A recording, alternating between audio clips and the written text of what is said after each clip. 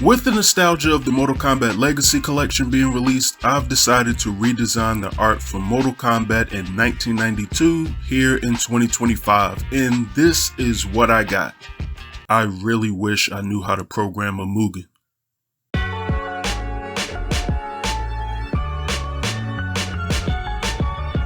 Alright, I've gone out of my way over the last month and redone the entire roster and stages from the original game to varying degrees of success in my very own art style. This has come from months of me coloring random fighting game characters in Capcom's various pixel sprite forms from the 1990s. So I wanted to see if the sprites were actually colored and redone in Mortal Kombat, what would that look like? Which is completely against the actual look and appeal and purpose of the original games, but I figured I'd have fun anyways. So let's get started. Liu Kang wins. The champion of Mortal Kombat himself? I did a Fei Long redesign weeks ago based on how much he looked like Bruce Lee, and the original Liu Kang was no different. With the benefit of hindsight, I wanted to give Liu a design that would fit his overall look across all of the Mortal Kombat games, just without relying on A, making him look just like Bruce Lee, and B, giving him a mullet of some kind, which I don't know why that became a design thing after 1993. Seriously, he had a bowl cut in MK1 and a mullet for the rest of eternity. I don't get it. I initially leaned into the Bruce Lee aspect of his look at first, then after finishing it with, screw that, this doesn't look good, I'm changing this up entirely. So that's when I created this aggressive, angry, and very badass looking Liu Kang. This fits him and his MK looks a lot better. Yeah! Johnny Cage wins. Johnny Cage was another design that I had to take two cracks at. The first one just looked like a slightly updated version of the Van Damme look he had in Mortal Kombat 1, or the Bloodsport look as I like to call it. I changed that and instead gave him a look that again uses all of his appearances throughout the years of MK and created a design that was fitting of his original style. I gave him what I affectionately like to call the black and blue Adidas look that Johnny Cage had over the years. Also, a thing that was an absolute must in this design was he had to have shades. And not sure if it's noticeable or not, but I also gave him diamond earrings because why not? It's Johnny. Also, the idea of Johnny having more of an MMA action star kind of look I thought would be cool too. Again, I'm thinking 2025, not 1992. Sonya wins. For the record, as much as I love Sonya as a character, her initial Mortal Kombat 1 look was pretty bland in comparison to her later ones. Now, I know that's not fair. With the limitations of hardware and costumes in 1991 and 92, they worked with what they had, and it wasn't bad for the time. But I don't have to work with those same constraints. But I chose to anyways. I wanted to keep the toned down look and colors of Sonya in MK1, though I really wanted to carry Hoskins her up some. And so keeping that in mind, I wanted to make sure she still looked like a member of Special Forces. Hence the glove and the sort of borderline camo pants that she has on, and the Timbs I gave her, which not really sure how that adds to the design, but it makes her look like she's ready for combat. To me, way more than the initial Sonya in Mortal Kombat 1, this Sonya looks like a military chick that's gonna hurt somebody. She's definitely getting her hands on Kano. Speaking of which, by the way, like and subscribe and hit the hype button if you haven't. Kano wins. Kano may have been the most toned down of any of the designs that I did, but I wanted him to read less like an 80s superhero almost and a lot closer to a cyberpunk criminal here. If you didn't know, I love cyberpunk stuff and neon lights, especially in my own artwork. So keeping that in mind, I gave Kano a slightly more advanced looking eye, at least artificial eye I should say. I wanted him to look kind of sleazy, greasy, just a dirty slime ball that could still kill you with his bare hands.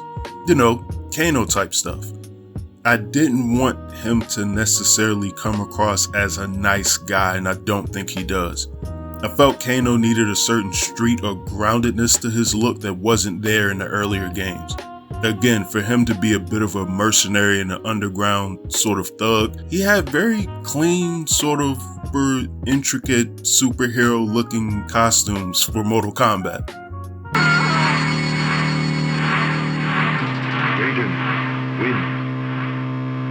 Alright. Big shocker, I know. But I based this Raiden design after, if you've seen me do it enough times, you probably already know, his Mortal Kombat Deadly Alliance alternate. Some of you are probably sick of hearing me say that by now, but you're gonna keep hearing me say it because I love the design. I don't feel like we've seen it enough in Mortal Kombat, so I'm gonna keep doing it. I wanted to merge that with his MK1 and MK2 looks a little bit and create a more regal sort of feel for Raiden. I called myself trying to keep his look simple, but as you can tell, I still think this got kind of out of hand. Though what I am happy about is I kept the white tone to his clothes, and he feels a lot more like a deity here in this design in my mind than he did in the other ones.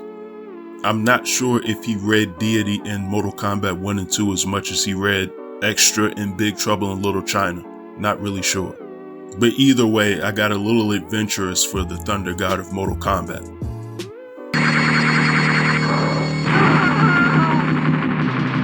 Scorpion wins. And now the fun stuff. I wanted the overall palette swap look, or the form of Scorpion and Sub-Zero, to remain the same. That was a thing back in the day, so I wanted to keep that here, but I wanted them looking different. It would have been way too easy for me to just draw a ninja design and make one yellow and one blue. As an undead ninja from the Shirai Ryu, I wanted Scorpion to be a simple blend of his pure ninja looks from other MK games. But as complicated as this is gonna sound, I still wanted it to easily be able to translate to Sub-Zero. I used a bit of the story mode MK11 Scorpion in here as well, just as a base for his original ninja look from the 1992 game. Sort of blend those together as much as possible. Also, I can't lie to you, the base pose or the idle stance of Scorpion in Mortal Kombat 1 is one of my absolute favorites in Mortal Kombat, so I made sure to draw him in that pose here too. That wasn't going anywhere. Between this pose and the character select art that I gave Scorpion, this was one of my favorite designs to work on during this whole process. Go figure, the ninja is what I would have the most fun drawing in a Mortal Kombat redesign. Sub-Zero wins. And finally, my favorite Mortal Kombat character. Drawing the original Sub, aka Bihan, I wanted to differentiate him from Scorpion with accessories. Again, the overall tone of these two ninjas I wanted to keep very similar, but they still had to be some changes. Otherwise, why do this at all, as I previously said. This Sub-Zero looks kind of mean, and again, I kept his pose, but I wanted this sub to have a slightly more padded or armored look than Scorpion. Maybe padded is the better word to use here. I needed something that made these two look the same, but still made you look at one and go Shirai Ryu, and the other one and say Lin Kuei.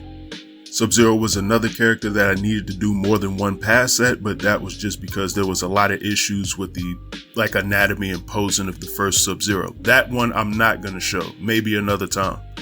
But in any event, this was fun too. And the character select art for this one, just like the Scorpion one, might be one of my favorites. Just for how angry he looks, this might be my favorite, to be quite honest with you. And I'm not gonna lie, even though it's all Sub-Zero, I draw Kuai Yang a lot, so it's always nice to draw Bihan every once in a while. As far as the stages go, as I've said before, I'm a big fan of cyberpunk and neon looking artwork.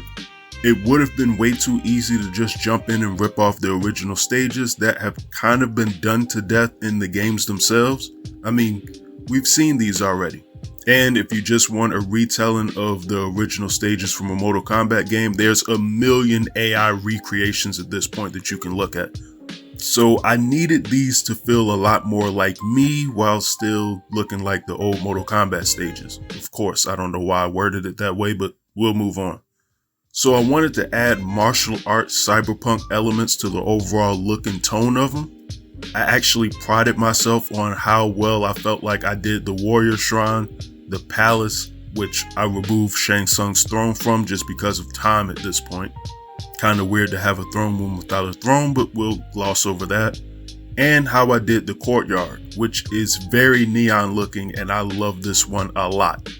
I really like how these came out. So this is everything I did recreating the original Mortal Kombat. So I also did 2 bosses. I had a hell of a time designing Goro. Just the angle of him and being able to place him in space but draw him in a 2D plane was an unexpected challenge. I wanted to turn him slightly more, but for basically no other reason than a time crunch, I had to roll with the base that I set up for him. But I kinda do wish I could 3/4 him just a tad bit. In any event, as far as his look is concerned, I used MKX Goro and blended that with his base design from Mortal Kombat 1 and came up with this one. Again, he is a prince, right? I figured I needed to give him a more regal look, or at least something that had some nobility to it that still made him look like a big old ugly monster. That's why I like the blending of those 2 designs specifically. As for Shang Tsung, I really just wanted a old looking kung fu dude, if that made any sense. I wanted there to be a bit of mystery to his look still, but I also wanted him to look like he could fight here than his initial design. Like, I don't know, something about the original Shang Tsung design, he looked kind of mystical, but he also looked like he couldn't really fight per se. I wanted there to be a tinge of that in this design. I also added a gem to his chest that possibly houses souls after he steals them. Just a weird little design choice I felt I could add to him.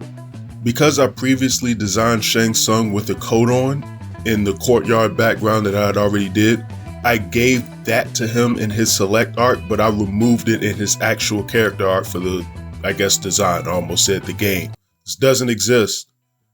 Again, just an old looking kung fu dude at the end of the day. So those were the designs that I did for Mortal Kombat.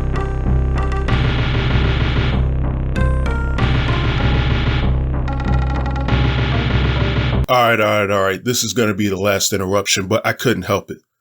I wasn't going to get out of here without designing the secret character of Mortal Kombat, the original secret character himself, Reptile. Like I've said earlier, I wanted his ninja outfit to mirror that of Scorpion and Sub-Zero, but I did make a few changes with the reptiles. His sashes are altered a bit along with their colors.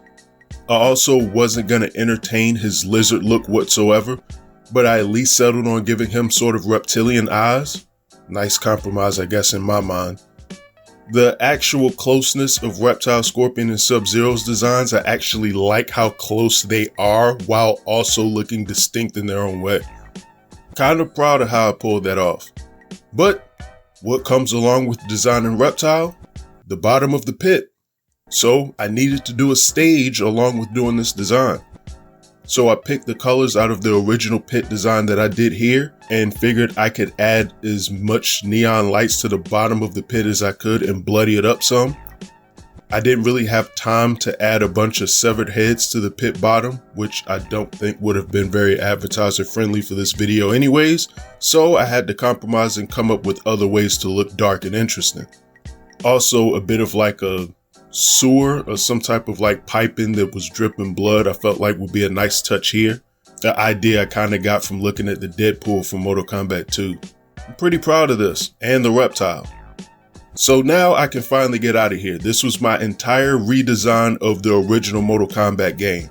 Again, I really wish I knew how to actually program a Mugen, though I can't imagine how much or how painstakingly the designing of all individual sprites for this would have been, but who knows. Maybe I could find a way to get AI to do it for me. In any event, let me know what you think of this in the comments below, especially the look and feel of these designs. In any event, like and subscribe to the channel if you haven't, and you all have a good one, and I'm out.